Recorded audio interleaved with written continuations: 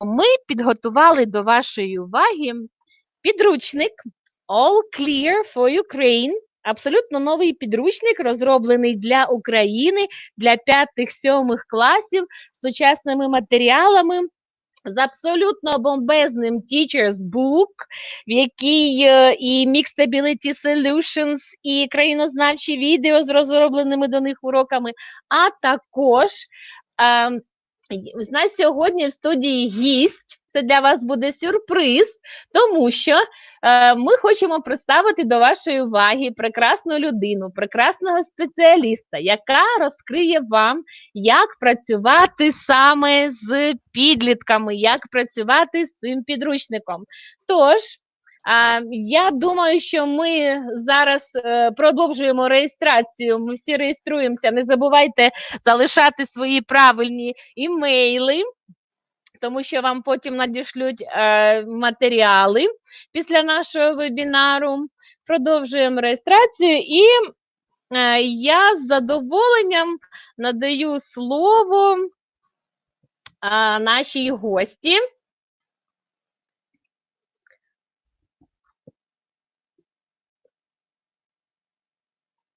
Okay, so, well, Margorzata Mroz, you're welcome here to start our meeting.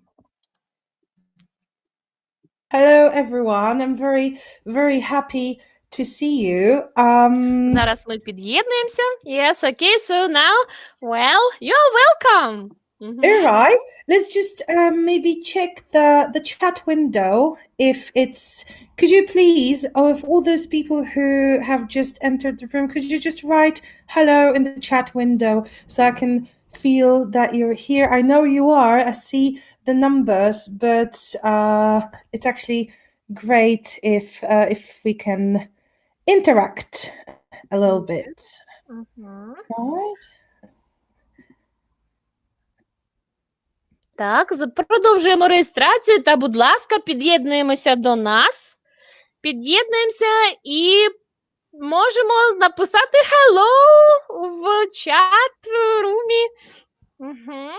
I'd be very happy to see it, because I will also be asking some questions and I will need your support. We have a big group of very experienced or maybe also beginner teachers, but every idea is worth a lot and very valuable. So, right? And in a moment, I'm gonna start the presentation. Yes, 1 minute is left.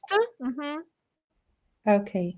And we can see the great number of people who are going to listen to you.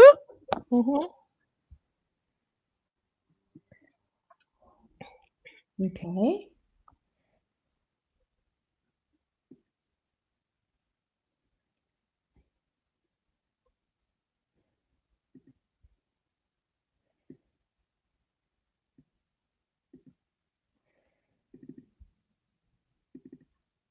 Okay, so we are starting.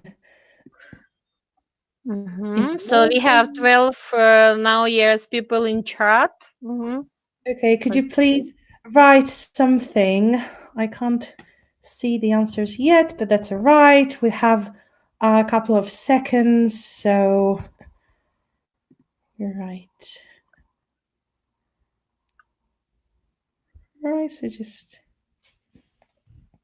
I have a question to Macmillan. Can you see what people write in the chat window?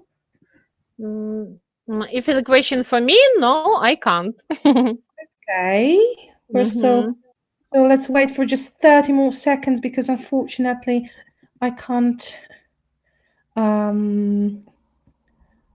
see it, but it's okay. Even if I don't see it, I think I can see that 50 people are in the chat. 50 people. Yep.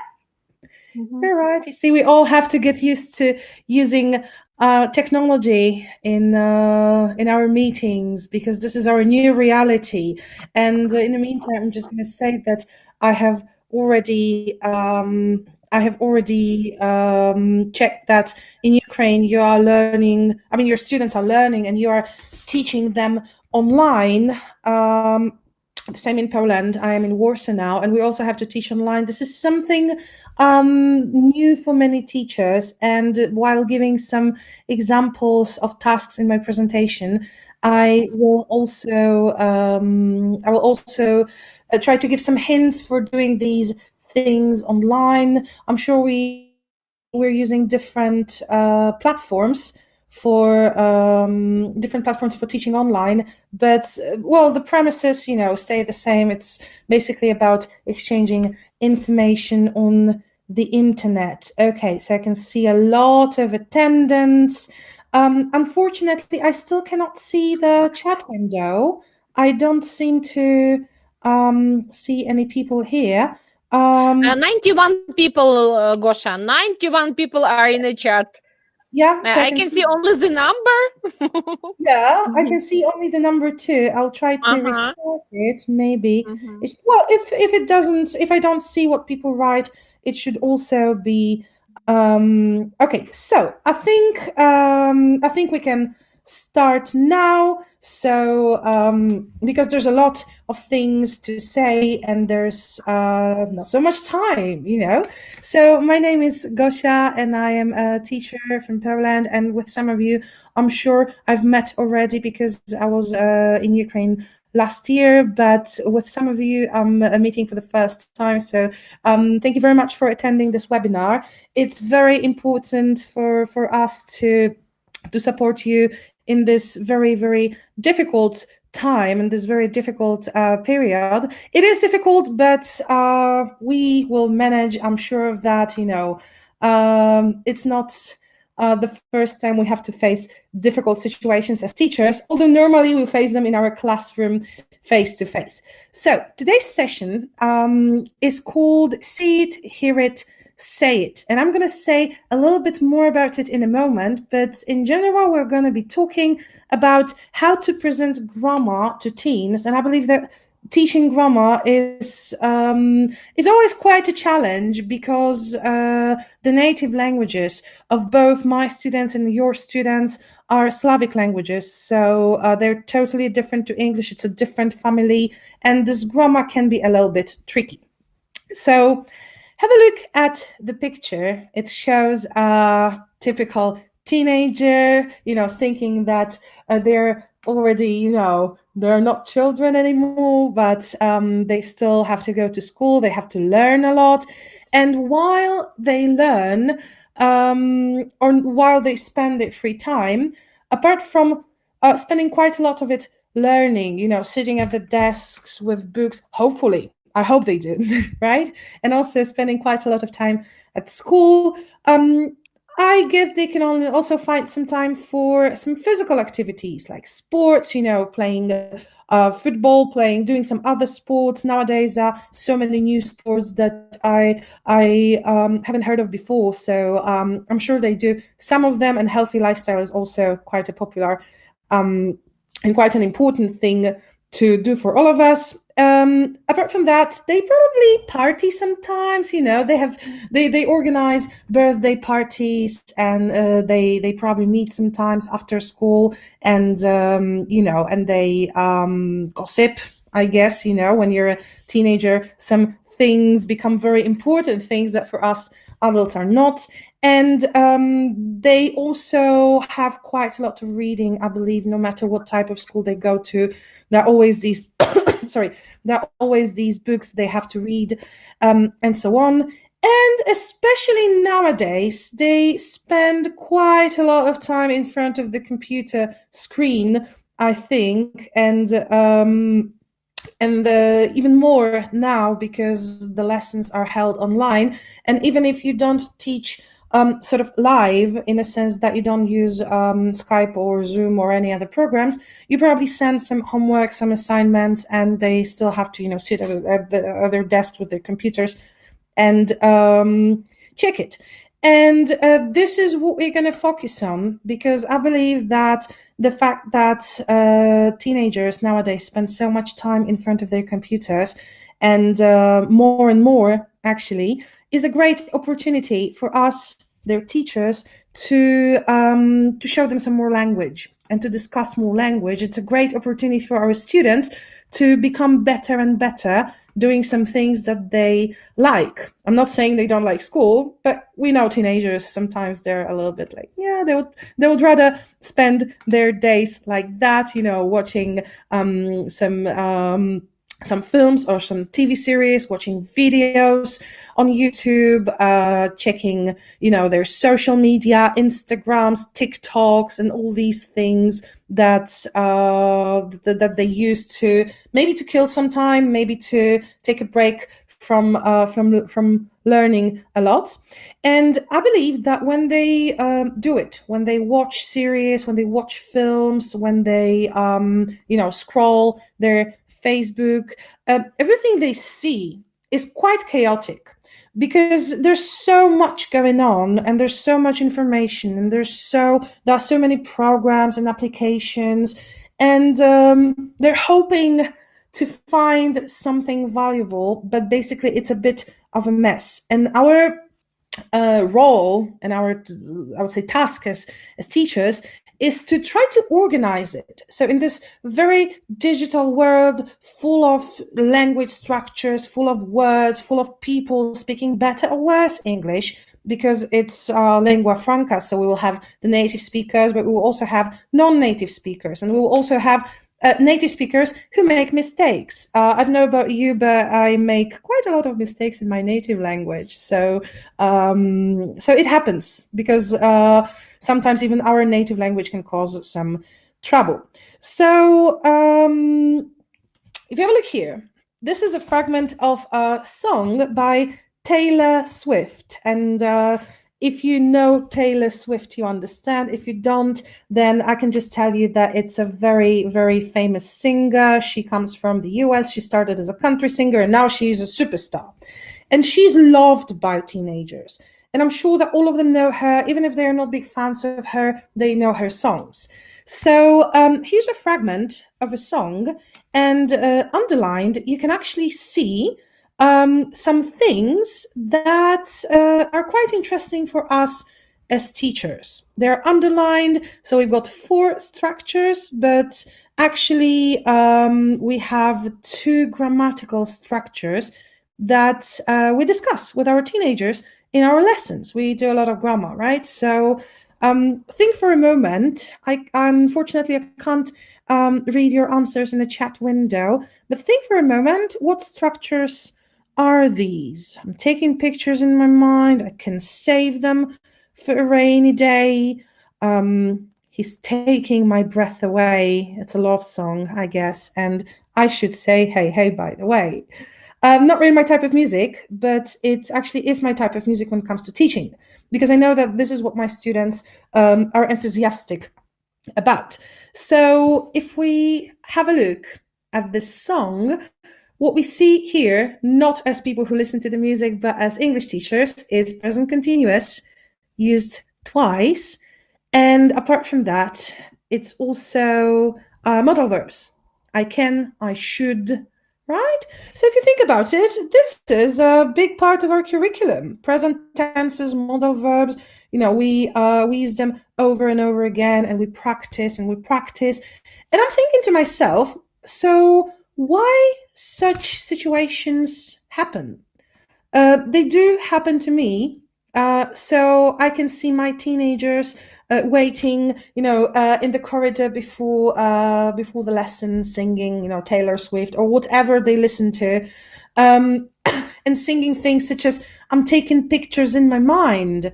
But then they come to, they enter the classroom and we're discussing present continuous, and what I hear is "I'm take pictures," or "I taking pictures," or "I am to taking pictures," and many, many more.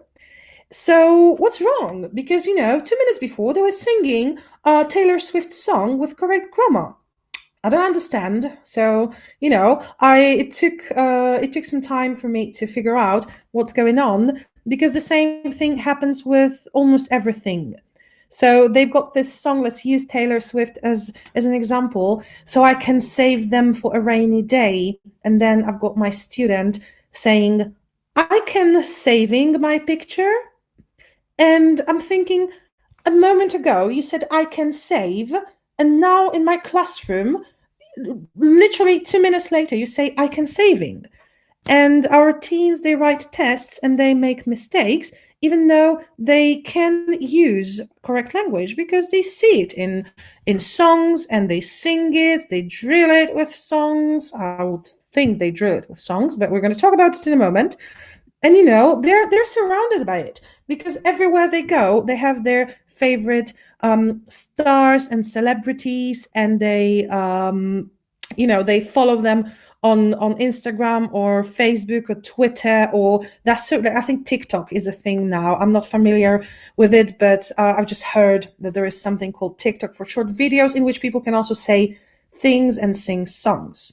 So I've made some assumptions, and I wonder if you agree with me. Now, again, we're not using the chat window, but please, in front of your computers or with your phones, think about it. Okay, think about the ways you would answer some questions that I'm gonna ask here. So this is my first assumption. All right. I believe that our students are constantly exposed to English structures. As I said, every time they enter Instagram, every time they enter Facebook or any other TikToks, Twitters, whatever they enter, forums about online games, they see the language because English is lingua franca, and they, if they want, for example, if they play computer games and they want to learn some tricks, most of the time they would be actually explained in English. So that's one thing. And another thing is that even though they see English all the time, better or worse, but most of the time good, they don't even realize it.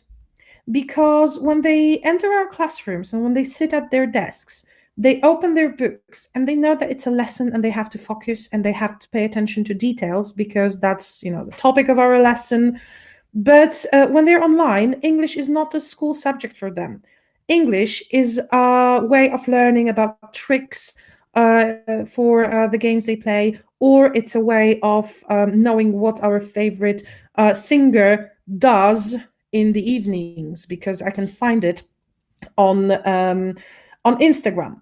So the last assumption I've got for you today is they do not apply the structures that they drill with songs, for example, because they do drill it. They listen to a song, then they sing it. So they hear it all the time. They might check the lyrics, so they also read the words. They watch videos. They sometimes watch them with subtitles. They probably even write some comments, and they might be writing them correctly. Actually, they just, they don't really have this connection between what's in the classroom, what's in the book, and what's in their the real world, right? So, and this is quite important, and that's why the title of the session is "See It, Hear It, Say It," and also use it. Because I believe that we as teachers can use, as I said at the very beginning, we can use this as an opportunity to work on some good structures in our classroom. And I believe that noticing the language around us and learning from what we have around us, from our context, is actually something that should be done in our classroom. So I'm going to show you a couple of fragments taken from All Clear book. And they all come from one unit, but from different parts of this unit. So there's listening, reading, writing, speaking, and so on. So as I show them, I would like you to think about the target grammar structure of this unit. Okay, I will show you everything apart from the grammar section. So here's the first one. Look at the text. Actually, here it's a little bit bigger. So look at it and think for a moment. I'm sorry. All right. So we have a text about some animals living in various parts of the world. So that's the reading section from this unit. And let's have a look at the next section, which would be vocabulary. All right. So remember, this is the vocabulary section, but we are thinking about the target grammar structure of this unit. Right? Okay. And the next one, listening. So look at the listening task and think of the target grammar structure of this unit. All of these fragments, they come from the same unit, right? Okay.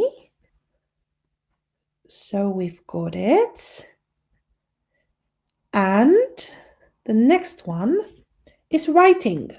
The same unit, all clear, level 5. What's the target grammar structure here? Read the task, look at the picture, it's from the book. Right. And what could the grammar structure be here?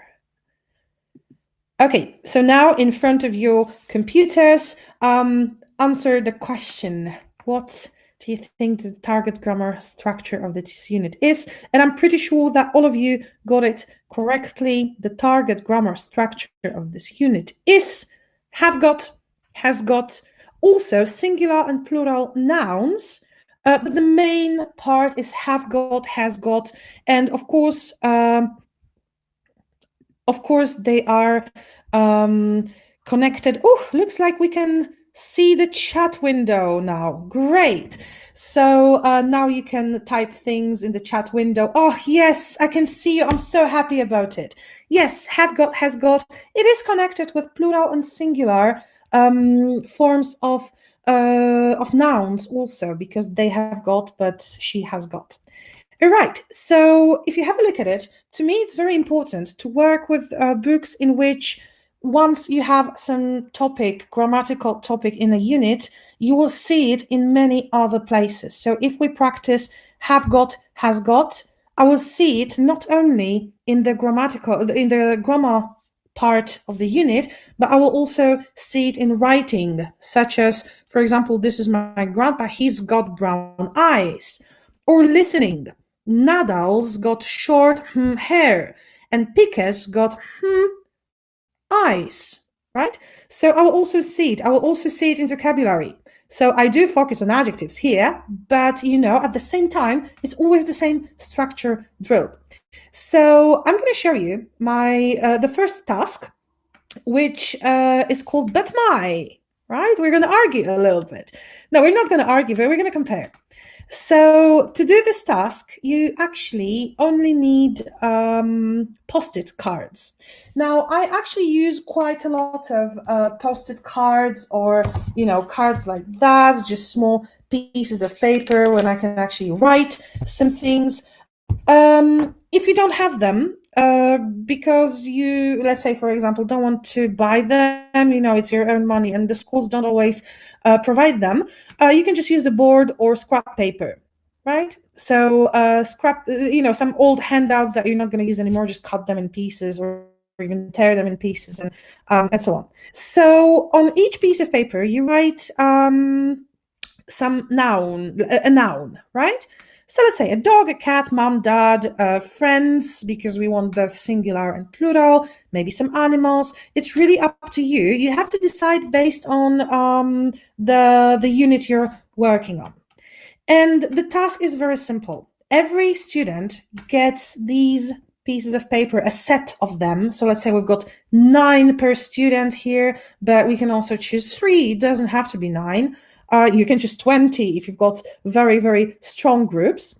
And the task of your students is to look at this unit that you're working in. So let's say it's unit 1, so they only look at unit 1. And they have to find examples of sentences with have got, has got. This is our grammar structure, the target structure. But not only do they have to find them, but they also have to make sentences in which they would compare what they have on these pieces of paper to what they see in the book. So, for example, they have a piece of paper with the word friend written on it, right? And this is a fragment from a task from, I think it's grammar task as far as I remember. Let's say we've done it already. And there is a sentence, have you got a pet? Yes, I have got a Chihuahua. Now, they have to choose one piece of paper from here. Maybe they can't choose mom, dad, or sister or siblings because they know that, in my family there are no dogs and no animals at all, no pets. And here we are talking about some pets. So they choose something else. And they make sentences that go, Luke has got a Chihuahua, but my friend has got a cat. All right?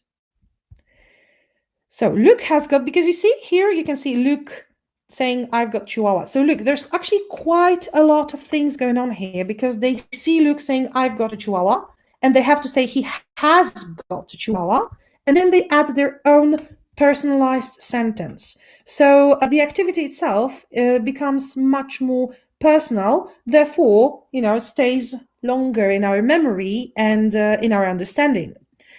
They have got the word on their pieces of paper. They have the word wolves. So they have to find a sentence that describes some animals. And in the very same conversation, the very same task, there's a sentence, chameleon, why? They have got nice colors. So what they do is they take the sentence and they say, chameleons have got nice colors, but wolves don't. They're all gray. Right? So you see, this is just one task, but actually in every unit, you can find tons of examples in literally every part of it. So for example, this is my granddad. He's 60 years old. He's very tall. And you say, this grandpa is tall, but my grandpa is short. No, sorry, we were supposed to use have got. So this grandpa has got brown eyes, but my grandpa has got green eyes, right?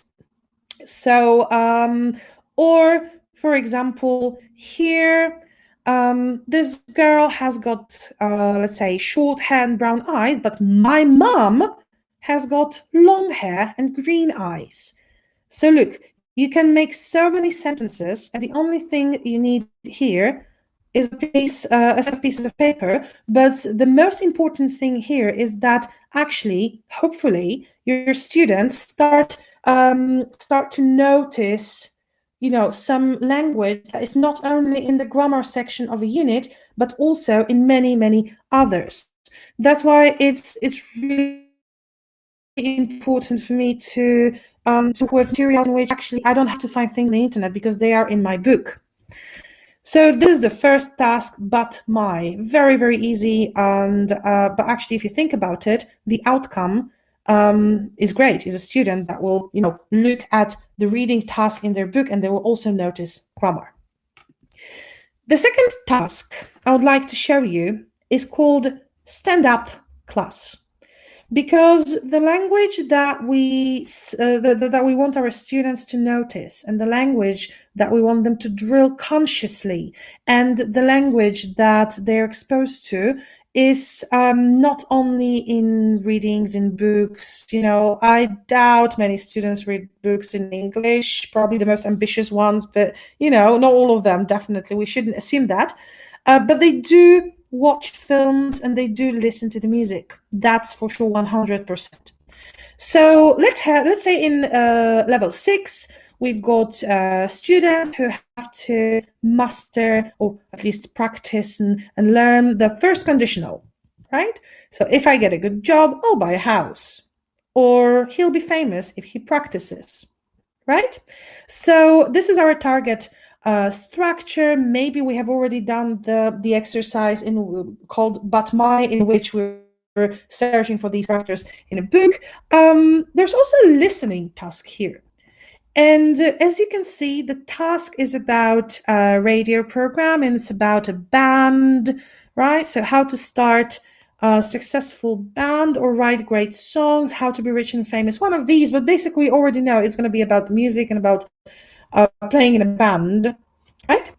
And our students are going to listen to it, are going to answer some questions. Now look at the script of this recording, right? You can, let's say, a minute to read it very quickly.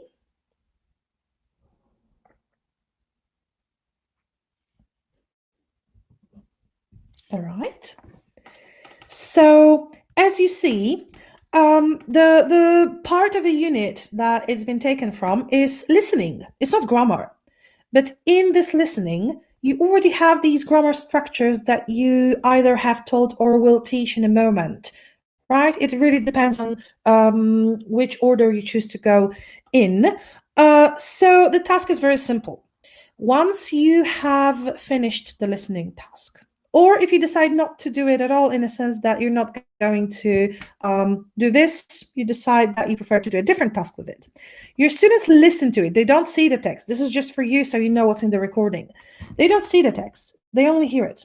And every time they hear, oh, I did it many times. Okay, yeah. So every time they hear the structure, which is a target structure of your lesson, of the unit, actually, they have to stand up. Just as simple as this. So the question is how many times, and you can already see 2 times. The first time when they hear, if you want to be a successful band, you will need a vocalist and someone to play the guitar. All right. Now, if you think about it, this le is very short, right? If you want to be a successful band, you'll need a vocalist. This le is very short, so sometimes it might be quite difficult to hear it.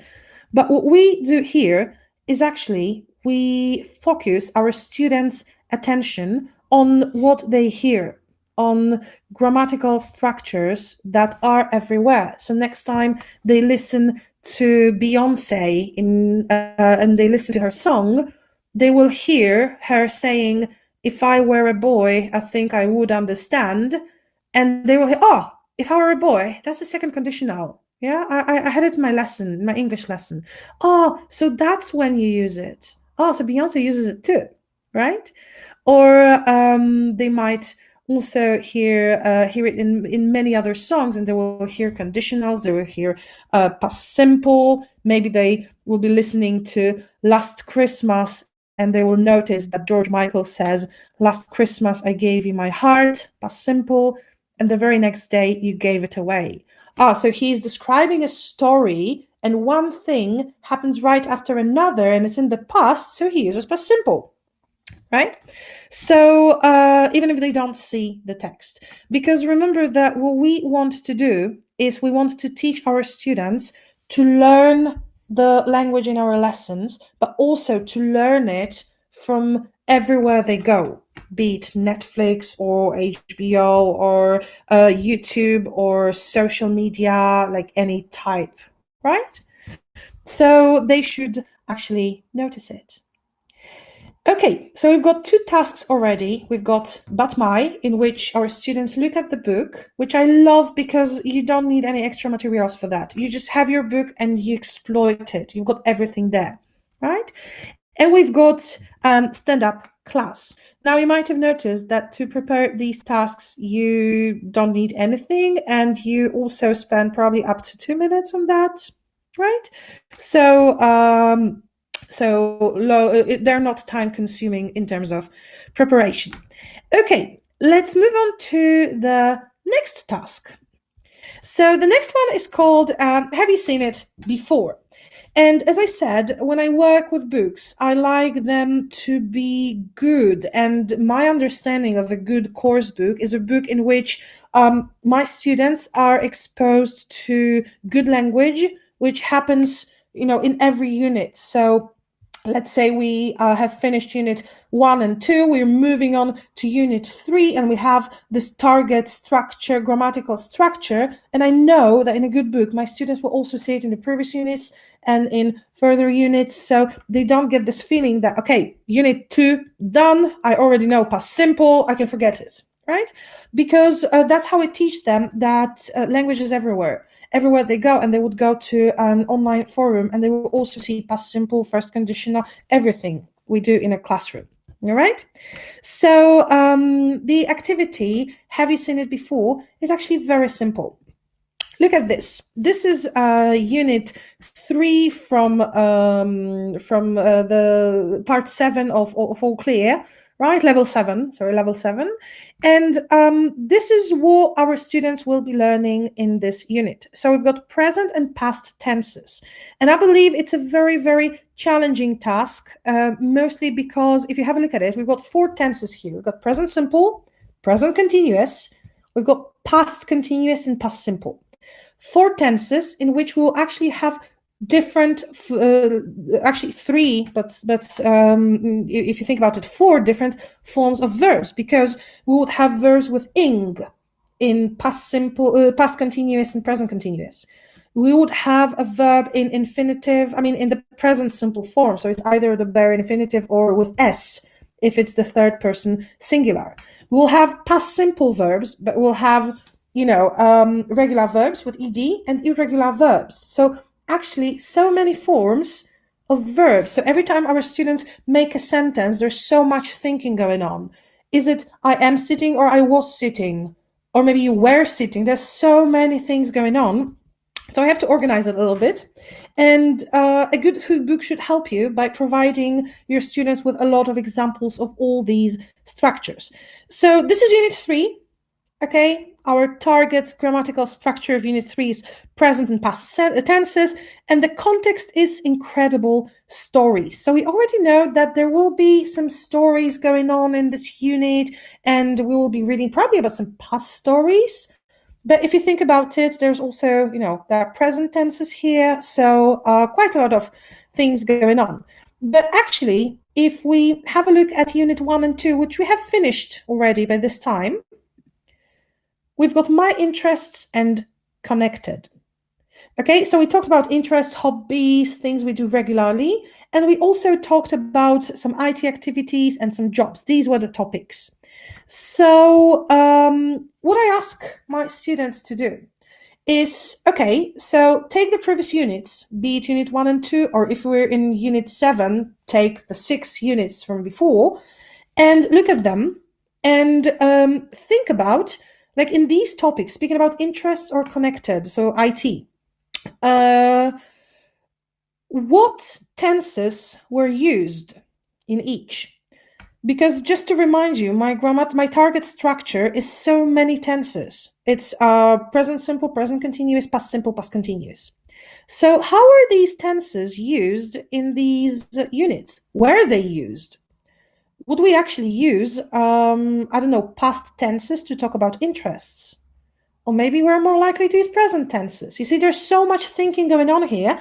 And actually, we're moving from, the level of a structure, so how to put words together, to this more, to analyzing the language that we see and the language we're exposed to. So look, what were the tenses used to talk about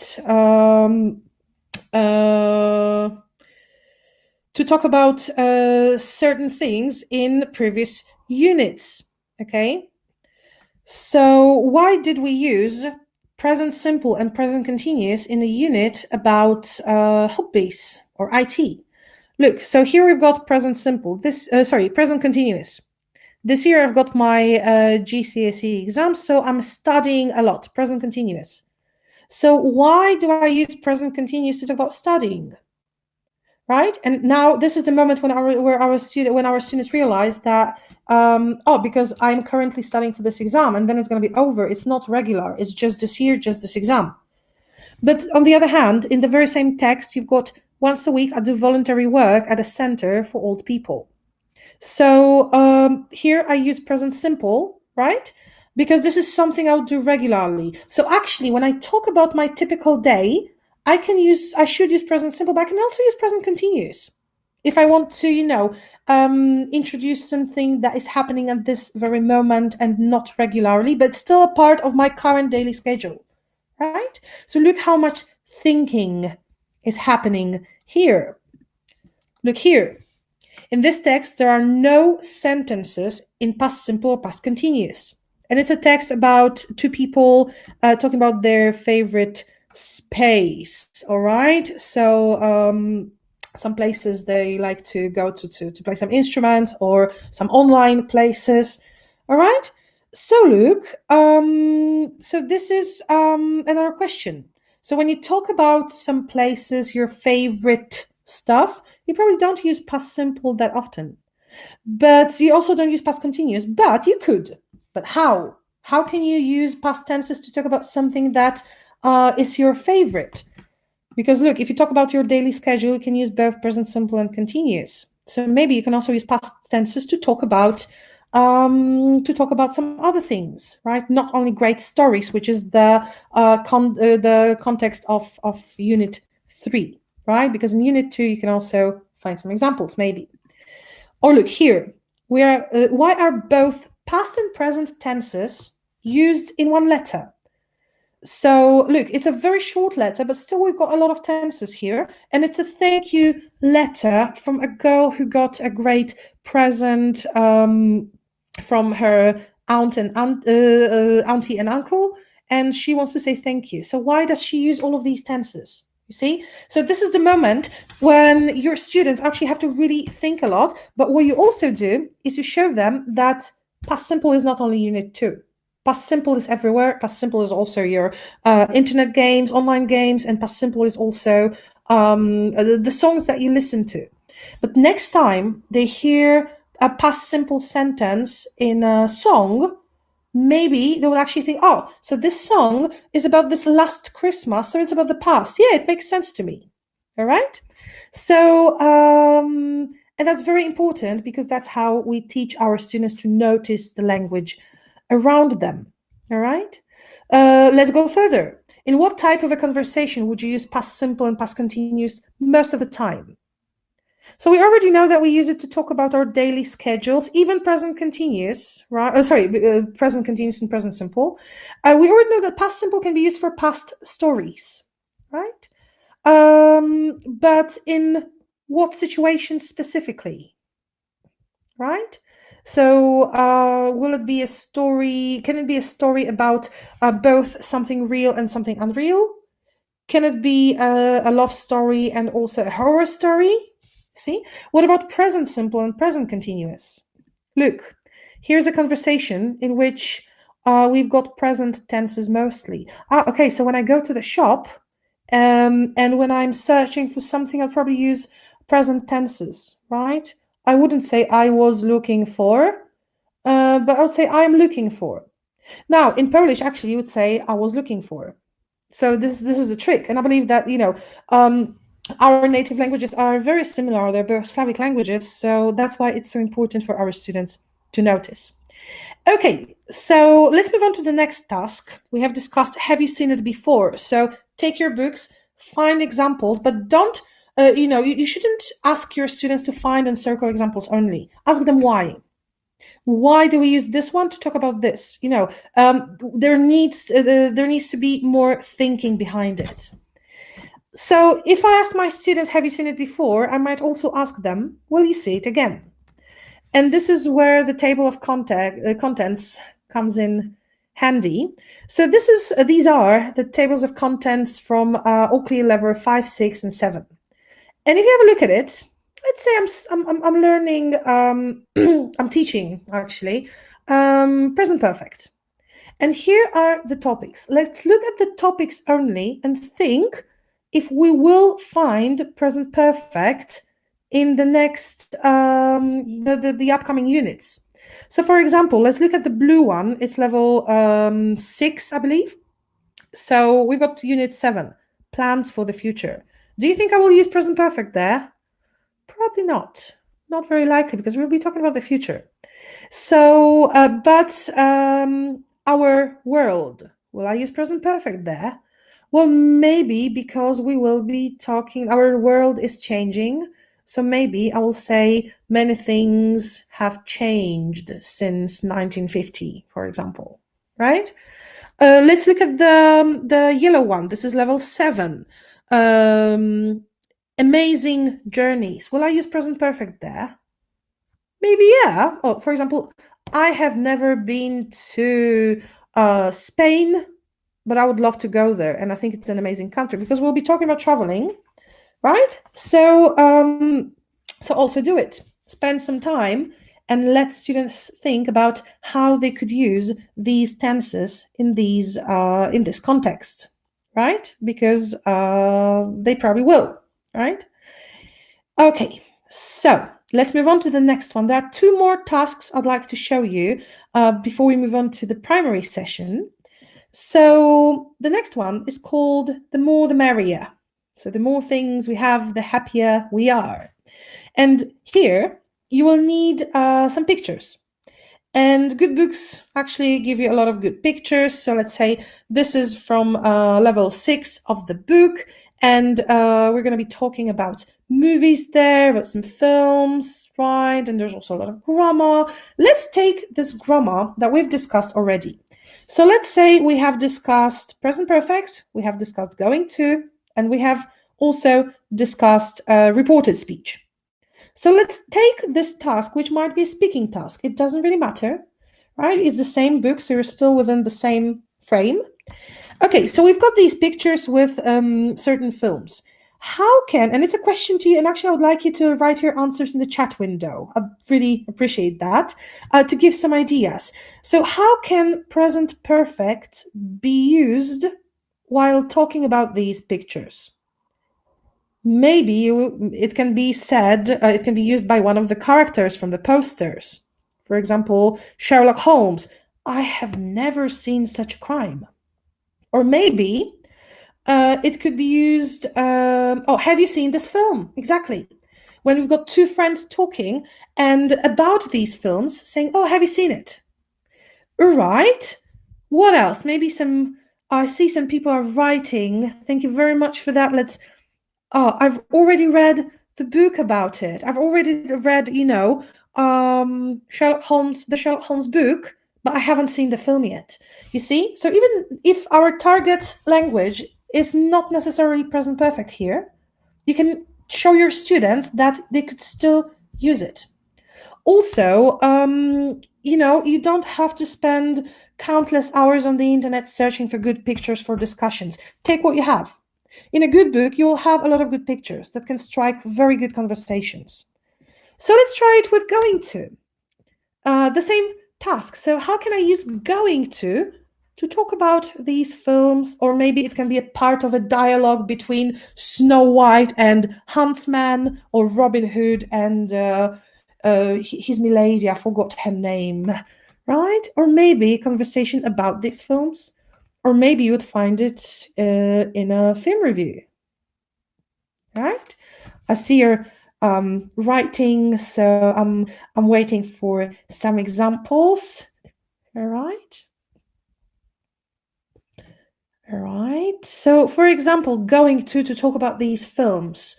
Do you think they're going to shoot the second part of this movie? Right? Talking about some plans. Or, I can't stay with you tonight because I'm going to, I'm going to see this film with my family today. When are you going to see this film? Right? Excellent. You see, I'm going to watch Sherlock Holmes. Right? What are you going to watch? I'm going to check the titles in the local cinema and see what they're screening. Right? You see so many options here. Let's try one more. Reported speech. Now, will it be used in a conversation between two friends? Well, probably not, because reported speech is rather formal, so you normally see it in written texts. So you see here, you automatically switch your students' minds. Okay, so I use present perfect when I talk to my friends, but I wouldn't use reported speech for that, right? Right? Maybe passive voice. What about passive voice? With reported speech, you can say, I've read a review about one of these films, and one of the authors or one of the critics said that this was the best movie he had ever watched. Right? Reported speech. Passive voice, also quite formal. Passive voice, right?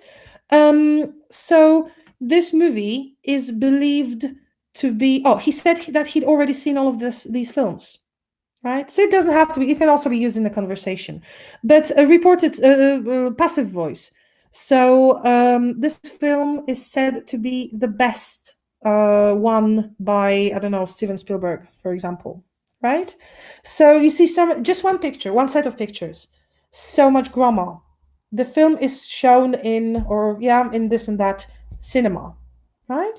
You see so much grammar going on here, just one picture, no preparation time, right? And also, next time, I guarantee the next time your students go to the cinema, they're going to think about that. And that's what we want. Because also in the cinema, if you tell them that, for example, let's say passive voice is hardly ever used in dialogues, challenge them. Tell them, next time you watch a film, tell me if they use passive voice in dialogues. And they're gonna, be watching the film, focusing on the plot, but also focusing on the language. And this is what we want, right? We want them to notice. Okay, one more example with pictures. The more the merrier. The more tenses you can squeeze in, the better. The more tenses you can come up with to use for this and that picture, the better. So we've got a picture. It's a unit about discoveries, as far as I remember. And there is a picture of a man who is an explorer, I guess, a discoverer. And what tenses will we use to describe this man? What structures? Present simple. He is, right? He looks, when we talk about the description of him, right? He's wearing, present continuous, right? And when we talk about his sea adventures, right? What can we, past simple, right? He discovered this and that island in this and that year, right? He traveled with his wife, and when they were traveling, they encountered many whatever, right? So many adventures.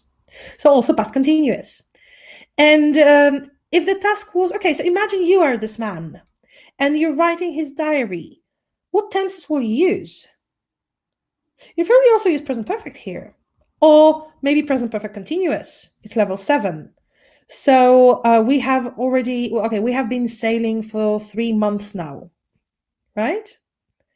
So you see, there's so many options, and what's the thing happening in the heads of the brains of your students is actually, okay, so actually it's not like I can only use present simple to talk about my hobbies, but I can also use it to talk about some people. And I can use past simple to talk about adventures, but I can also use past simple to talk about some other past stories. I can use present perfect continuous. For example, I have been learning English for 7 years, but I can also use it for example, when I'm on the road. You see? So this is, it really depends, as Natalia said, it really depends on the events described, but the task here is not only to make students produce many sentences in many tenses, but rather to make them realize that they can. All right? And let's move on to the last task I have for you today. So it's called Roll Your Tense, and I'm sure that some of you already know this task, but to me, because it's very simple, you might have also done some variations of it with your classes. And for this task, you would need anything from your book that contains any task that contains some pictures. Now, in All Clear, actually, there are many exercises in which listen to the dialogue and choose the picture, or talk about these pictures and what they have in common. All right. So what you can do here is you can take these pictures and you will ask your students to roll the dice. Right? So the only thing you need here is the dice. Actually, if you don't have it, you can also use online dice, if you think about it. There are so many websites. I forgot the name now, but if you just type online dice, you'll find it. So we've got 6 pictures, and we've got a die with 6 numbers. Your students can work in pairs if you work with big groups, or you can work together. You can play the first round together. You roll the die. The students, they roll the die, And let's say they've got number, let's say 5, all right? And you assign a tense here. So number 5 would be past continuous. Now, remember, if your students work in pairs, they will not have number 5. Like, not every pair will have number 5. They will have different pictures to talk about different things. And sometimes they would roll the die twice and they would get the same number twice. But it's okay, because in every round, you're going to change the tense. So, okay, so we've got some girls singing. How can I use past continuous here? I was chatting with my friends when our teacher told us to be quiet, right? So I use past continuous, past simple. Or what happens if I get this picture with a boy or a man on a bike and future simple? So what sentences can I make using future simple to talk about this situation? I think I will go cycling tomorrow. I'm not so sure yet. And it's true that students do love board games. And this is a board game without a board, really. You only use your book. And if you have a good book, you will have many pictures and you will have many examples you can use. Within one unit, you've got so many pictures that you can turn into games, into activities. And to me, one of the most important things is that you do not spend countless hours on preparing them, right? Because they're ready-made. So here, you can really choose any tense. You control it as a teacher, so you choose which tenses you want your students to revise. Choose something challenging, right? We've got boys playing football. Let's ask them to use reported speech, or let's ask them to use passive voice, right? The ball has been passed to another player, you know? So here, look, you've got a lot of control, but also you show your students, again, that grammar is, all the things are connected. It's one big entity. And in some situations, they will notice it's easier to use sentences. In some situations, it's more difficult. It just doesn't fit. Maybe because in some situations, we're more likely to use past simple, and in some, we're more likely to use future simple, right? So yeah, many options.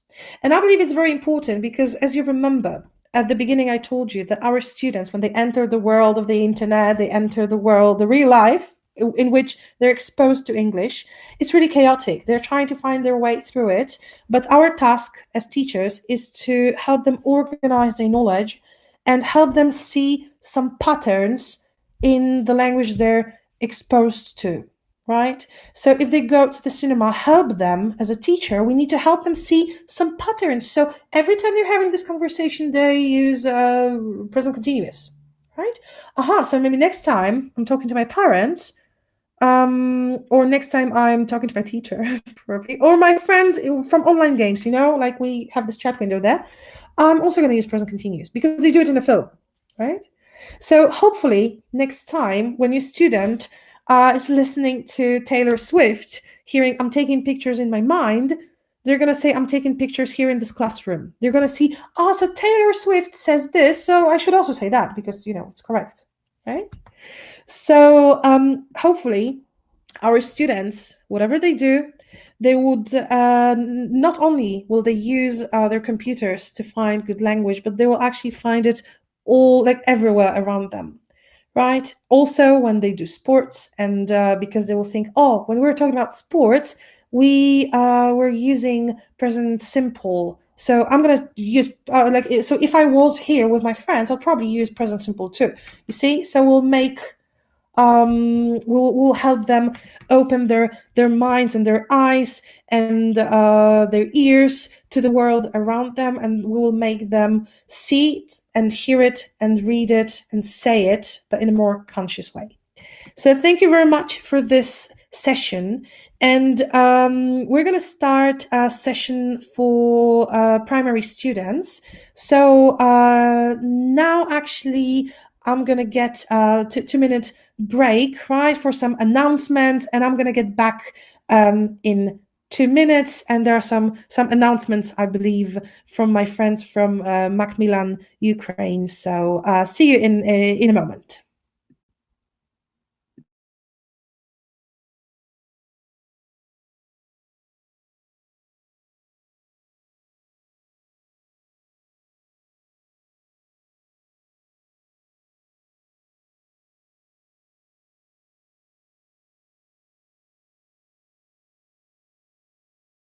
отримає протягом кількох днів. Я не обіцяю, що це буде прямо сьогодні або прямо завтра.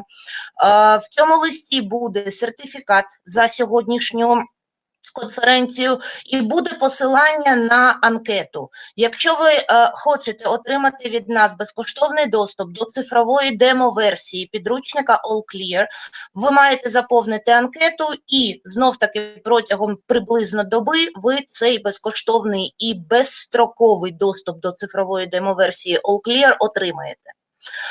Друге повідомлення. Одну хвилинку. Друге повідомлення стосується тих, хто приєднався до нас заради початкової школи. Ці учасники також отримують листи з сертифікатом, і також там буде посилання на анкету. І заповнивши цю анкету, ви отримаєте безкоштовні матеріали для повноцінного уроку, який супроводжується відео з підручника Academy Stars 1. Якщо ж вас буде цікавити і початкова школа, і середня школа, то ви отримаєте матеріали і для початкової школи, і для середньої школи. Для того, щоб не забирати час потім, хочу сказати ще одну дуже важливу річ, я кажу її кожного разу. Сертифікат надходить саме на ту електронну адресу, яку ви вказували, коли заходили на вебінар. І якщо там була якась технічна помилка, не та літера, зайва крапка або відсутність крапки, сертифікат вам, звичайно, не надійде. Тому давайте домовимося таким чином. Якщо до понеділка сертифікат вам не прийде, це означає, що ви помилково щось вписали в своїй електронній адресі. Тоді ви надсилаєте лист будь-кому з наших представників, а весь перелік нас і наших електронних адрес є на нашому сайті, і ми обов'язково надішлемо вам сертифікат. Але дочекайтеся понеділка. Ще одне дуже важливе повідомлення. Минулого тижня всі абсолютно отримали лист з пропозицією від нашого видавництва надати безкоштовний демодоступ до цифрових ресурсів низки наших підручників. Ми отримали більше 1000 запитів. Якщо ви досі не отримали від нас відповідь, це означає, що просто ми не встигаємо. Обов'язково всі, хто надіслав такий запит, і нам ці запити всі прийшли, ми протягом кількох днів на всі ваші запити відповімо. Зараз я знову надаю слово Гоші, а потім буде ще одне дуже важливе повідомлення, але це буде після того, як Гоша проведе сесію по початковій школі. Дякую, Інна. Зараз ми чекаємо з'єднання з Гошею.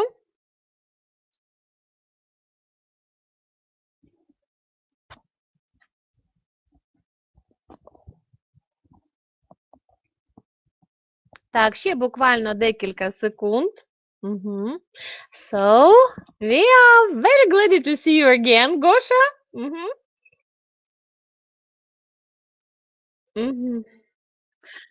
Oh, yes.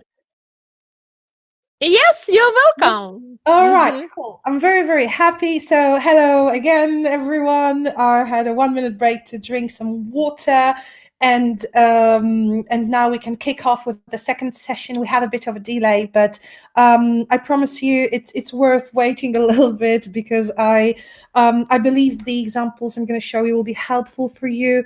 And I know we are in a difficult situation again. Some of you have just joined, so let me say it again, that we have to teach online, but also, if you think about it, it's not a permanent situation.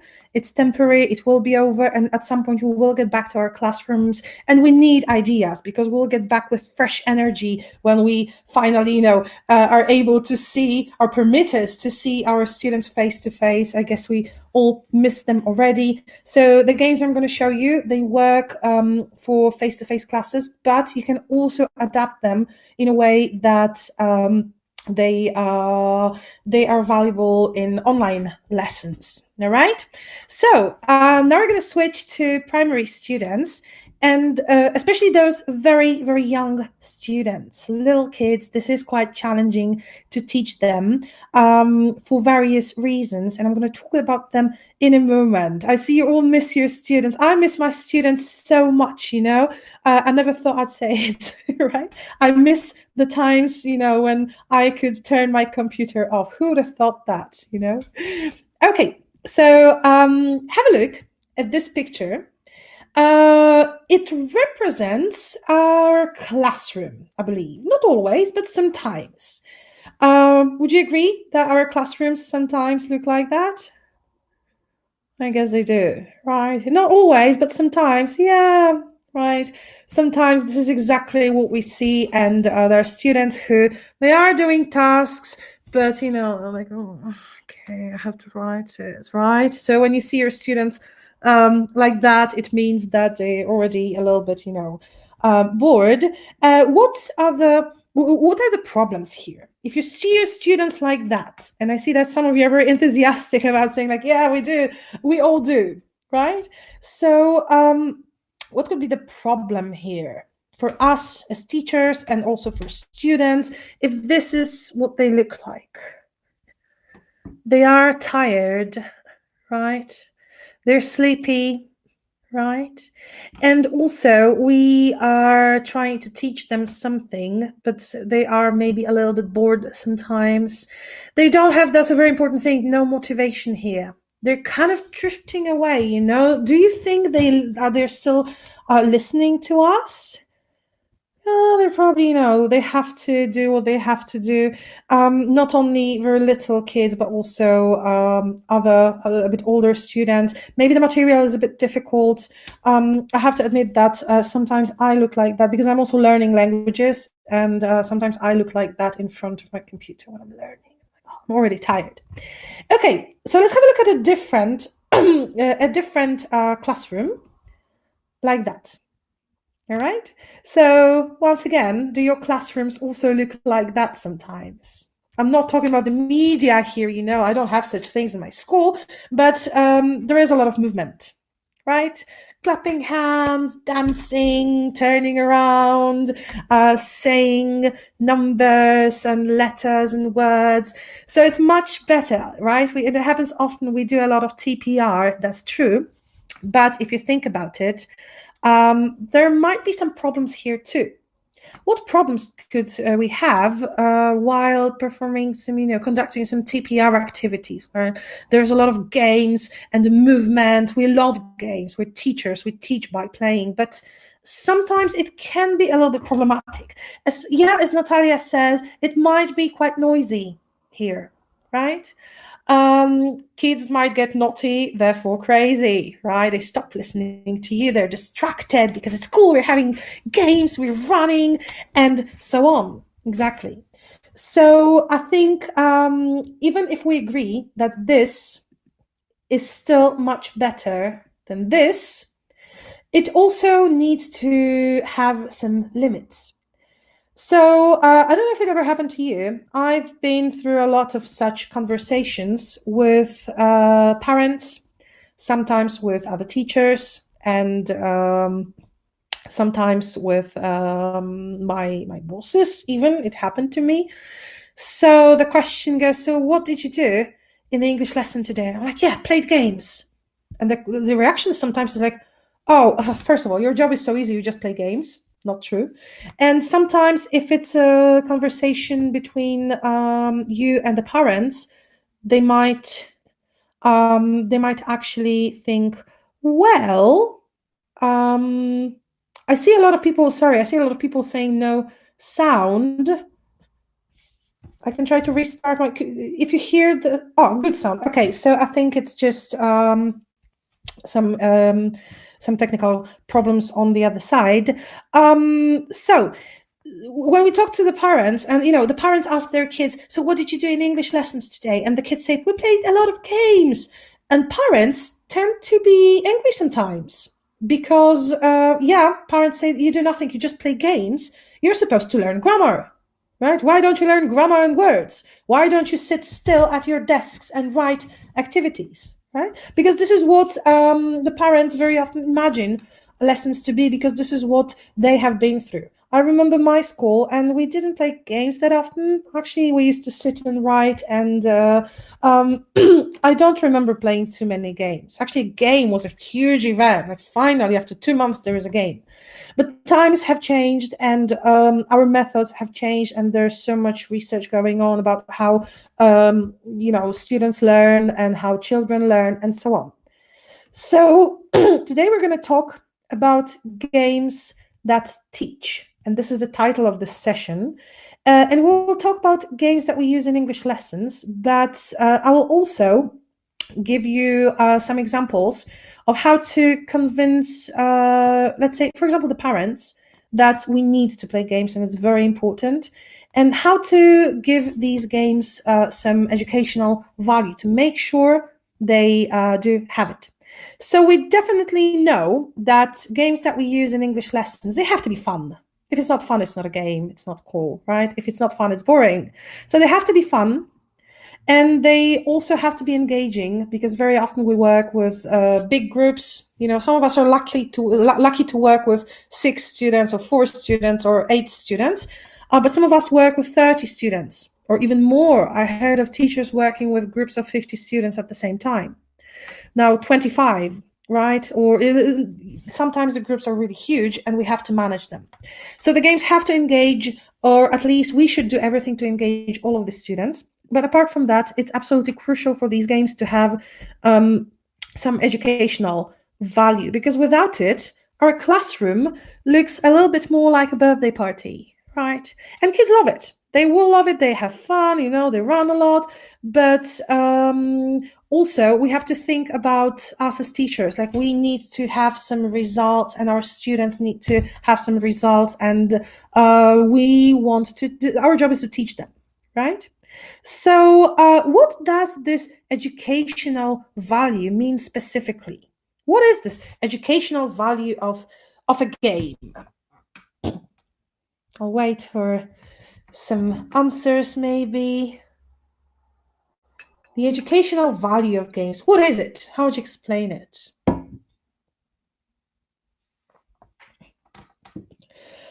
Educational value, for example, there should be some speaking going on. The games should help the students remember things better, right? They get used to L2, they get used to using English, right? They practice communication and so on. They learn grammar, speaking. Your ideas are great. All of the things that you say are true, right? They remember some speech patterns. Yes, you've got many, many ideas. You've got a lot of people here. All of these ideas are true. So I've decided to organize them a little bit. And this should be very helpful for you next time you plan your lessons. So let's assume that our games, they need to have specific aims, all right? And the first aim will be lexical, especially when we work with really, really small children, young learners, very young learners. Most of the things they learn are actually words, right? So they have to learn to name animals, some objects, school subjects, and so on, right? But apart from learning words, they also have to learn to communicate. So the second aim of our game should be communicative, right? So they have to put the words together to create sentences, and they use these sentences to communicate their opinions, I like, I don't like, their skills, abilities, I can, I can't, their needs, I want to play, for example, and some requests. Can I go to the bathroom, please? And so on, right? So these 2 aims for sure. And there is also one more aim that every game with educational value should fulfill and should meet. And I call it added values, which is quite general. But these could be, for example, developing some manual skills. If you think about it, we work with very small children, and their hands are still, they have to practice the muscles here, right? Sometimes they get a pen, and instead of holding it properly, they try to write like that, right? Because it's easier, because these muscles here are stronger and we have to practice these little muscles. And we do it by writing also, but not only. And I will show you an example in a moment. Additional values could be also practicing good behavior, teaching children to behave well, right? So not only do we teach them words and how to use them in sentences and how to use these sentences for communication, but we also teach them to wait their turn, to be kind to their peers, right? So these are also some added values. We need to have them in these games. One more example is cooperation, right? If it's a game that we play in pairs, they have to cooperate, right? They have to learn how to compete in a way that is not aggressive, positive competition, right? So not competing, saying, I hate all the other students, but I'm doing my best, but it's also okay if I lose, right?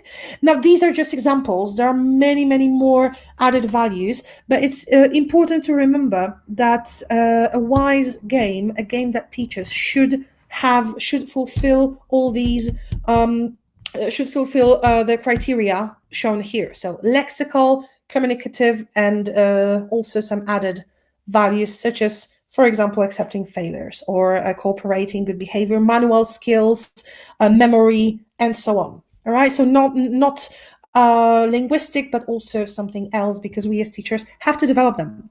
And I believe it's part of the curriculum, right? So let me show you some games, and we'll decide if they're wise or not, and why, okay? So the first game I'd like to show you is called Colorful Numbers, but actually they don't have to be colorful. They can also, you can put any word here. Let me explain it. Now, to do this game, to play this game, you would need dice. You would also need a detailed picture, and you will need a board. Now, this example comes from Academy Stars Part 2, Level 2, but you can also use it for any other level. This is just an example. So, on my board, I wrote numbers, from 1 to 6. And actually, we've got 6 vowels in English also in writing, right? So we've got A, E, Y, I, O, and U. Or in pronunciation, well, it depends, right? So I've got 6 vowels. And the first task that I ask my students to do is think of some colors that have these vowels, all right? So for A, we have black, but also some other colors, I guess, right? And for 2, we've got green, right? For Y, we've got yellow, then we've got pink and orange, could be brown as well, right? And for U, we've got purple. Okay, now you can write these colors on the board, but actually, I wouldn't. I would just keep my board like that to make it a little bit more challenging. It depends on how much support your students need, and you know best because you teach them, you know them, so you should make the decision. And then we take this detailed picture, right? So again, in good books, you'll have many pictures that are actually really detailed. So here, if you have a look at this picture, there's a lot of things going on. And the context of this unit was some objects we can find at home. So what we do is we put students in pairs or in groups of 3. It really depends on you. You can also play it together if you have smaller groups. And they have to roll the die, right? And let's say they get number 6. It's letter U. Now, letter U, which color has got letter U? It's purple, right? Remember? Purple was the color. So they have to find something purple in the picture and say what it is. So let's say one person, if you play in groups of 3, one person rolls the die. The next person checks the number, it's 6, looks at the board and tries to come up with a color that contains it, and says the color out loud, purple. And the third person has to make a sentence based on the picture. So, oh, the rug is purple. So if they roll the die and the number would be, for example, what colors did we have? Okay, the number would be 2. So a color that has got "e" in it. And also, like, you know, you can look at the picture. Which color could that be? Red, right? So one student says 2. The second student says red. The third student says the dress is red. Or also, mommy's blouse is red or orange, depends on the quality, right? Or if we have brown, the guitar is brown. Or if we have yellow, the blouse is yellow, or the floor is yellow. And if we have black, we say the phone, the smartphone is black.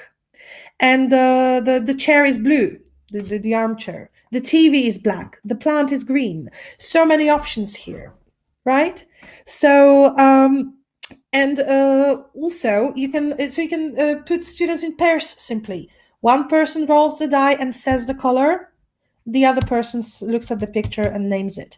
Now, this picture is taken from your book, from Academy Stars. You have all of these pictures you need, and actually, you would also have, they're in the context of a given unit. So you don't have to search far. You got everything you need here, and you're sure that you will see all the items that represent simple, the vocabulary items that you're discussing. So I'm glad you like the game. And again, if you think about it, is very simple, but is it wise? So does it have any lexical, does it fulfill any lexical aims? Yes, there are lexical aims which are colors, but also numbers. And also, if you think about it, I didn't write it here because it really depends on the context you choose, but also home objects. We have the guitar, the phone, the chair, and so on, right? What about the communicative aspect of it? Any? So communication, okay? So we've got words, now we have to put them together and communicate some things. So there is a dialogue, and specifically we practice the structure, the is right? So something is blue, the guitar, no, the dress is red, okay? This is already a sentence, which means this is already communication, right? What about some added values here? I'm sure you're going to have many ideas here, but some added value of such a game. Critical thinking. Yes, so we have to choose items that fit. We have to stay focused, concentrated. We do practice taking turns in a dialogue, right? So when my friend is speaking, I am not. But also, if you think about it, we exchange information. So this is my number, it's 6, and this is my picture, and I say the rug is purple, okay? We're exchanging some things we know, because one person sees the numbers, the other person sees a picture. But of course, there are many more. There's also cooperation, attention, looking for details, so many more. It's important, though, that a game has it, right? Okay, so if you think about it, it's not only colors. It can be also feelings. Sad, happy, hot, scared, tired, hungry, right? You can put anything here because, all the words have vowels. So check the vocabulary items you want to discuss. Check their vowels and check if everything, if you can find them in the pictures, and do it with any topic, right? So, for example, I don't know, if we talked about animals, tiger, panda, right? Lion, giraffe, so many options here. Now, if you can't find words with so you can't have you can't find words in which all the vowels would be placed, then you can just instead of writing 6 different vowels, you can write 3 different vowels. So number 1 and number 2 is A, number 3 and 4 is E, and number 5 and 6 is O. All right? So you can just, it's up to you really. It depends on what vocabulary items you're discussing. Okay, the second game I'd like to show you. And by the way, one more thing, if you think about it, you can also play this game online, right? I don't know which programs you use, but it's possible if you use any program that allows you to share your screen, or if you work on PowerPoint presentations or Google Drive or whatever you work on. All right, the second game, finger twist. And for this game, we'll need something which you can find in any book. Now, this is taken from level 1, but in the books at the end, you've got this picture dictionary.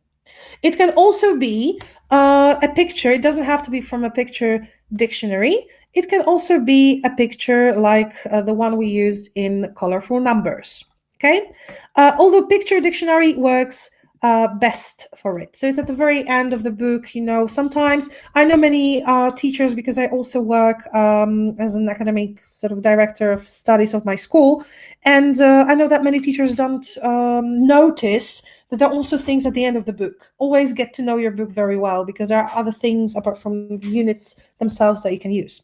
So what we need for this game is a picture dictionary and fingers, right? We need our hands, we need picture dictionary, and we also need something to mark our fingers, like, for example, rubber bands, right?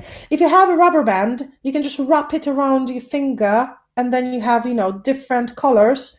So let's say you're going to use 4 fingers or 5 fingers, so you have, I don't know, white, yellow, red, green, and blue. Right? Rubber bands, as you can see in the picture, they very often come in many, many different colors, and you can reuse them. If you have one set, it's enough for your students. And if you don't want to use the rubber band, you can just, you know, use paper to stick different colors, or you can just write the names of fingers on the board. So you just, you know, put your hand against the board, you draw it, and then you color fingers so children can refer to it. Although I recommend rubber bands. Okay. So it's very easy what we do. So your teacher says you can, okay, so you can either roll the die, right? Or you can just say the red finger. And your students, you know, put your hands, as you can see in the picture, against the picture, and put their fingers on a given on the chosen word. So, for example, you said red finger, and they choose different items. They say, it's my uncle, or it's my mom. And then they have to keep their finger here, and you say the blue finger, and the blue finger goes on something else. Now, we've got, let's say, 2 students. Each student uses 4 fingers. We've got 8 pictures. So they have to eventually cover all of the pictures, right? So they would go, just like in this game Twister. You probably know this game, there are different circles with different colors. You've got the spinner, and it tells you which part of your body should go on which place. It's exactly the same. Now, you can also use online spinners, right, for colors and family members, right? And the outcome of this game is like the students have to cover all of the words. So we know that they have used all of them.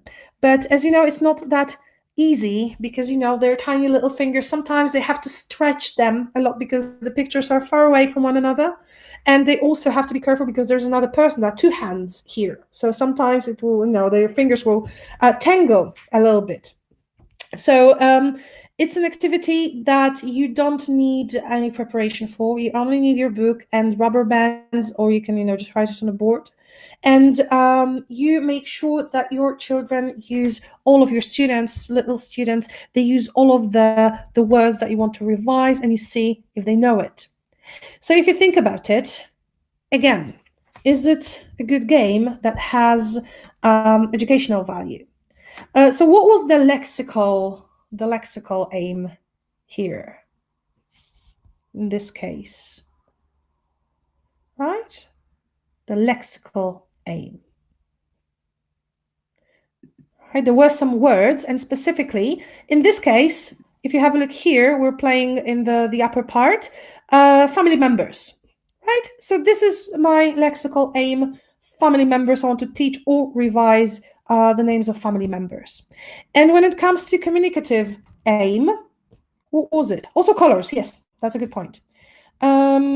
Communicative, skills. So the sentences.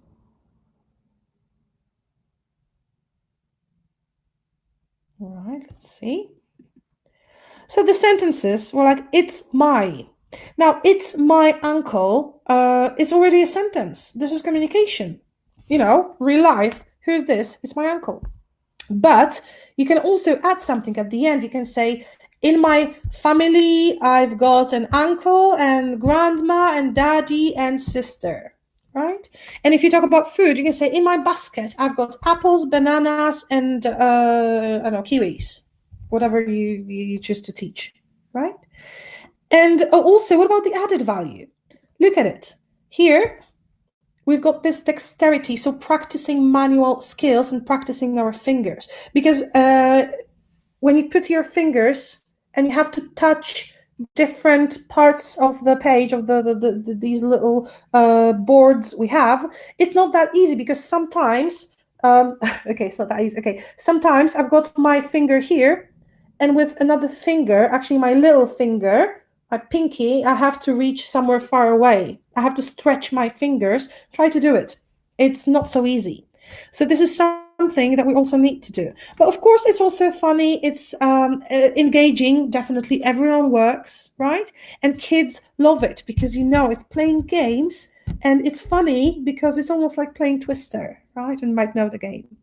So, all of these three aims fulfilled. So let's move on to the next game. Now, this is a game, by the way, the one that I have just discussed, finger twist, that might be a little bit difficult to do online, but if you think about it, you can ask your students to open their books in front of a computer and just you say things and they have to touch them. They don't play in pairs, unless you have siblings, which is probably not very likely, but they can still do it individually, right? So because they have books and you've got everything in a book here, you don't need anything apart from a book. So the next activity, the next task I'd like to share you is called Keyhole, and we're gonna be peeping through keyhole and looking at things. And for this, we would need any reading text, any reading task. And as you know, in books for children and in Academy Stars especially, readings come with many, many pictures around them. So maybe some of you have seen my sessions, maybe you saw them last year face-to-face in Ukraine. I was talking about using the pictures around the text to understand it better and to find information there. So this is, to me, this is very important that in good books I would have text and, you know, small pictures, because when you've got small pictures, you've got more details, you've got more things to work on. So here's the task. There is a reading text, and right next to it, there is a vocabulary task. So we have to read again and match the words with pictures and write the correct letter, right? So we're using pictures here to establish meanings of words, right? And the way I use this, because, you know, all of these things are described in the story, therefore, 90% sure, all of them will be shown in the pictures around the story.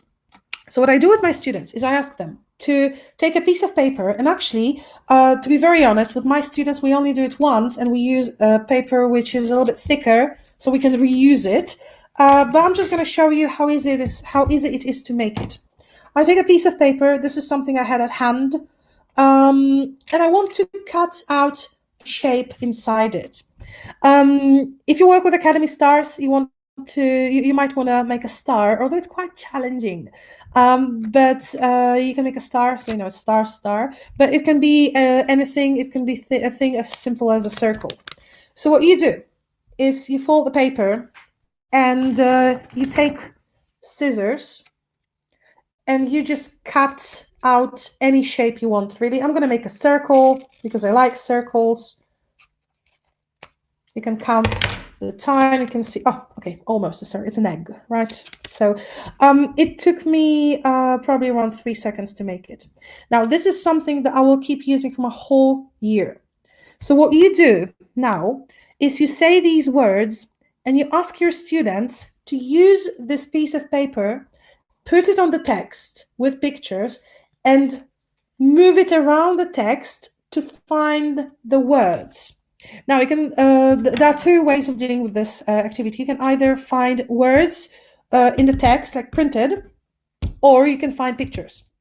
So if you ask your students to search for pictures, this is what they see. So we know there is a word tiger here in the task connected with the reading. So we have to find a tiger.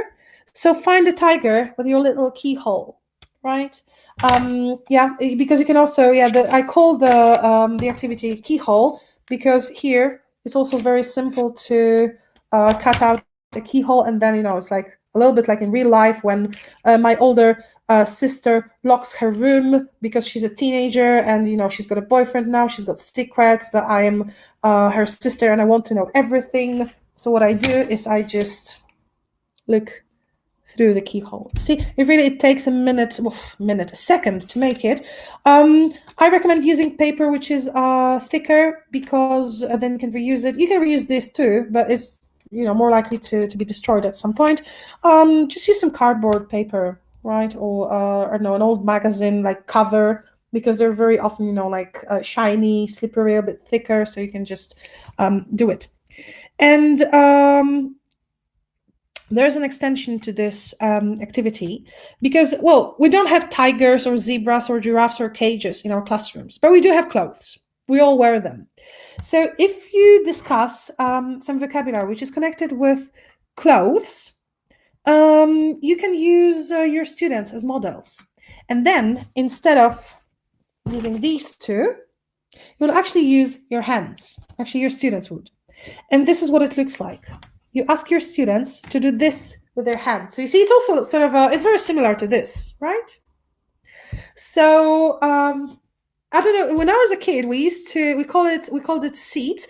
We used to do it to see if we can lift a heavy person. So two people were, holding their hands like that, and there was a third person sitting here. We could move the person, and it was really cool. Now here, the students will not be carrying anyone, but they will be using their hands to, look at some items around them. For example, if through the hole, you can, if you put the hand against another person through the hole, you can see some clothes. So, for example, a blue T-shirt, right? Or a yellow T-shirt, or whatever, right? They just look around them. I actually talked about this activity in one of the face-to-face sessions, and we tried it with body parts. And there's always, it always happens that, when you have body parts, someone puts the head inside the hole and say, oh, what's this? It's a head, right? So you can do it with school objects too, because your students bring pencil cases with pens and scissors and plenty of other things, right? So, in this example, I used Academy Stars level 2, but you can also use it with any other level, really, and you can reuse it. You can make it a classroom routine, so kids will like it. They'll understand what they have to do. They'll have fun, focus on the language. So let's see if it's a wise game. All right, let's see if it's a good game with, apart from being fun and simple, educational values. All right, so lexical. We had some animals at the zoo. Well, basically items from the zoo. In this example I gave you, but we also have clothes, right?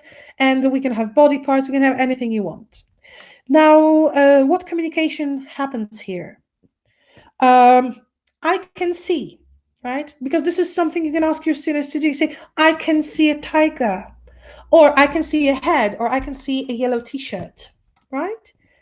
Or if they don't see anything, say, I can't see anything. Or you can say, for example, okay, so find, I don't know, green trainers, green shoes in our classroom. And they can, walk around, try to find it. And they can say, well, I can't see any green shoes because no one's wearing them, right? So, but there's also this added value to it, which is noticing things around us, paying attention to details, because if we work on a picture from a book, we have to look at the details.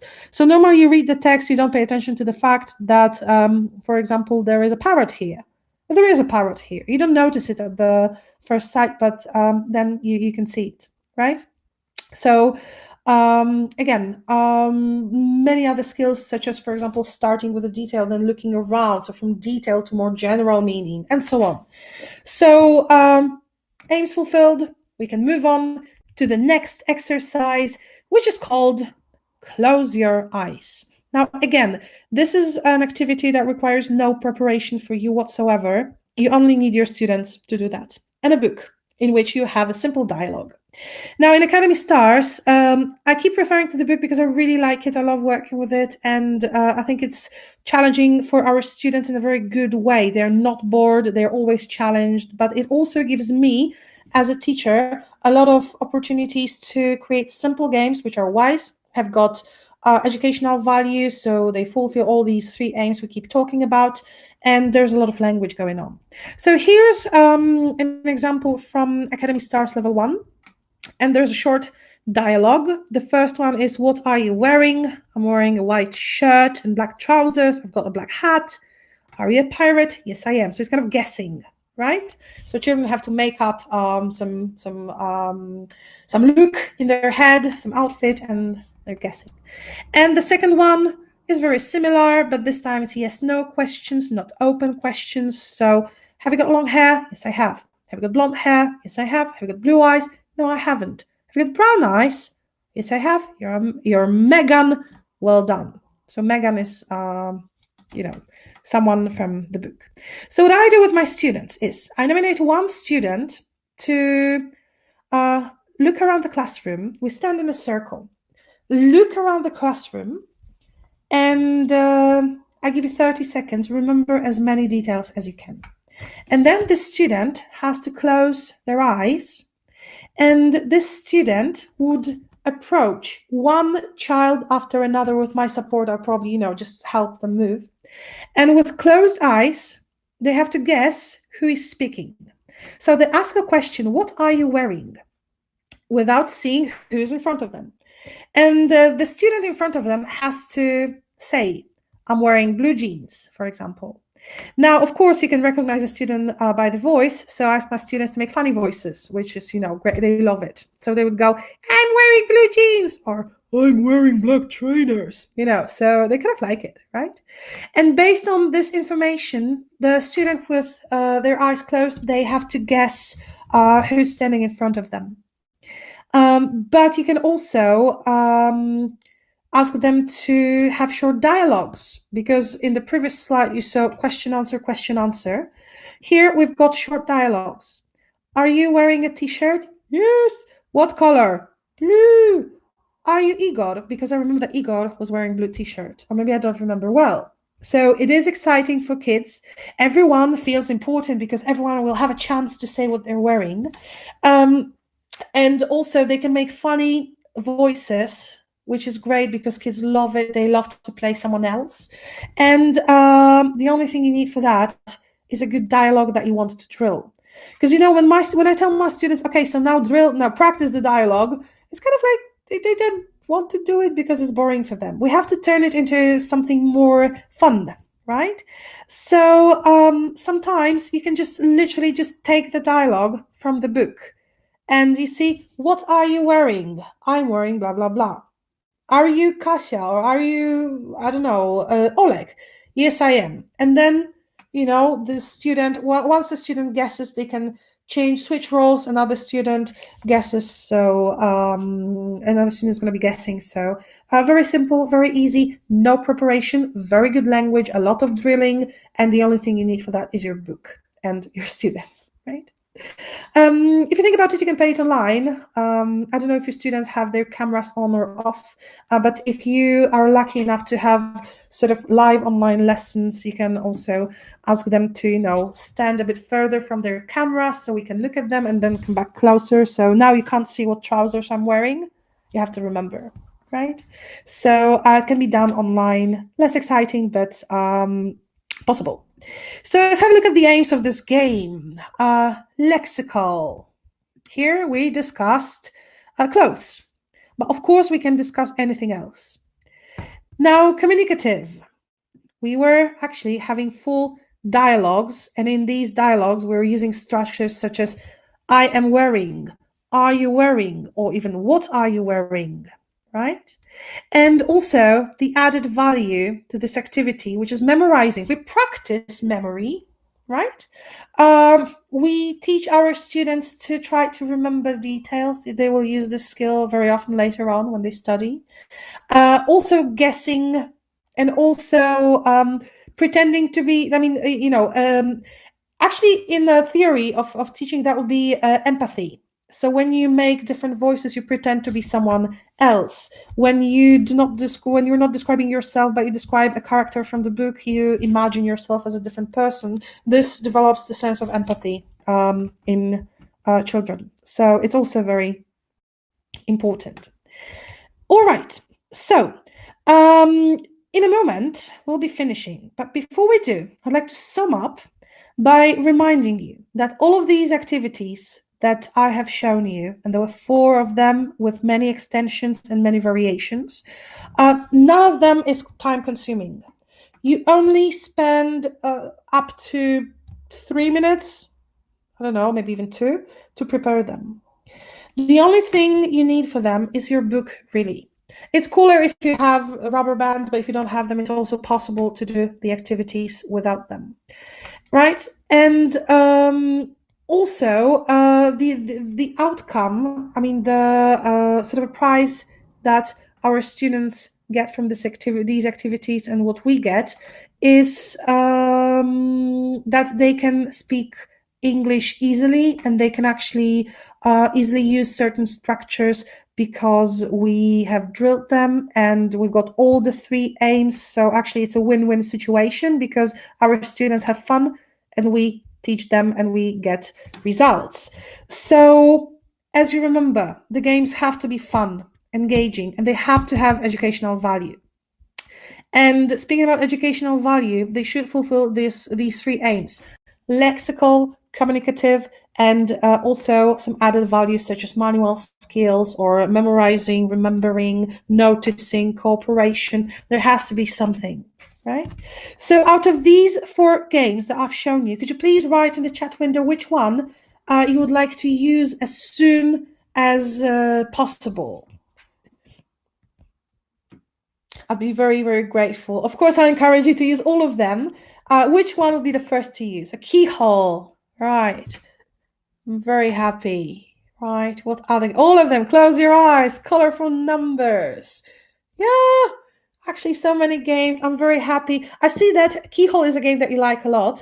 I like it a lot too because you can use it. You can just really use it in your book for whichever topic you want, for reading, for speaking, for vocabulary, for anything. And the only thing you need is a piece of paper, the preparation of which takes probably around 2 seconds, maybe 3. Depends on how fast you can cut, right? And you reuse it. All right, thank you very much. So before I finish, just wanted to wrap it up with one more thing that I have mentioned at the beginning, but I would like to repeat. So if you think about it, you play a lot of games and you have your favorite games already. So I encourage you to look at them and to decide if they have this educational value or not. Because I have a lot of games that I love, but I know that I have to stop. Well, at some point I had to stop playing them because the only value they had was lexical. I need it to be lexical, communicative, and also practice some other skills. So think about it. Take your games, and maybe you have some great games, but some of them lack one of these 3 aspects. So think about how to include them in these games, what to do to make them even better. Or maybe you have games that you love, but you're not sure if they're good. Think about it, because if they fulfill these 3 aims, they are good. They are good and they have a very high educational value. So hopefully next time you're having a conversation with the parents and they ask you, so what did you do in the English lesson today? And you say, played games. And everyone says, oh, that's fantastic, because they know that the games that you play are games to teach, not games to, just have fun. So hopefully, fingers crossed for that. And that's it from me. So thank you very much. And my fingers crossed for your online lessons, but mostly for the face-to-face lessons that we're going to have sooner or later, hopefully sooner than later. And a lot of health for everyone. We live in difficult times, so stay safe, take care of yourself, and thank you very, very much.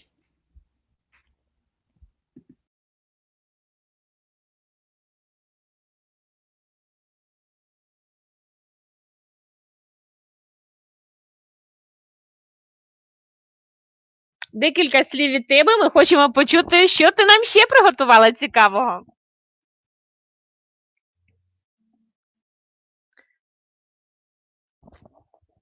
Ми бачимо заставку з нашого підручника Academy Stars.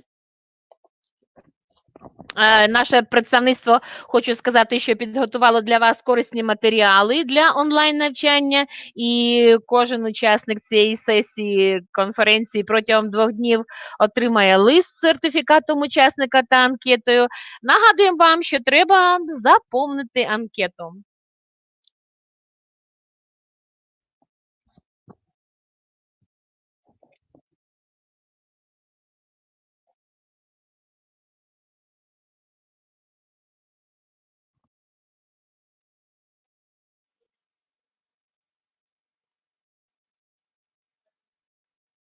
Дуже важлива і, сподіваюсь, приємна новина. Macmillan Ukraine, турбуючись про випускників, з 7 квітня відкриває доступ до безкоштовного онлайн-тестування у форматі зовнішнього незалежного оцінювання. Ви бачите зараз на екранах, де буде доступний тест. Це вкладка тестування ЗНО ДПА, кнопка онлайн-тестування у форматі ЗНО.